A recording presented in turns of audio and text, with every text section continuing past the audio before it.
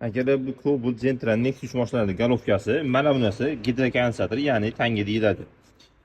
Bunisi esa ko'pchilik yaxshi tushundi shekilli. Bu narsani ko'pchilik ustalar ishlatishni boshladi. Sababi nima? Buni golovka qilishadi. Golovka qilgandan keyin zazor sal o'zgarib qoladi-da. Zazor katta chikillab qoladi. O'sha chikillamasligini maqsadida mana shu narsadan ko'pchilik foydalanyapti. Bu golovka prikatga kimdir tunuka qo'yadi, kimdir golovka prikatga qo'yadi.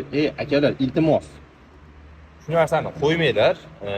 Klientni ayaylik salgina, u ham bekordan bekor rasxod qilgan yo'q. Pulni bekordan olib kelgan yo'q.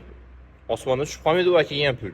Iltimosga shu narsani qilmaylik. Ustalar yaxshi biladi, bu narsa uzoqqa bormasligini ham biladi. Uzoqqa bormasligi sababi hozirgi kunda xuddi shunaqa turadi.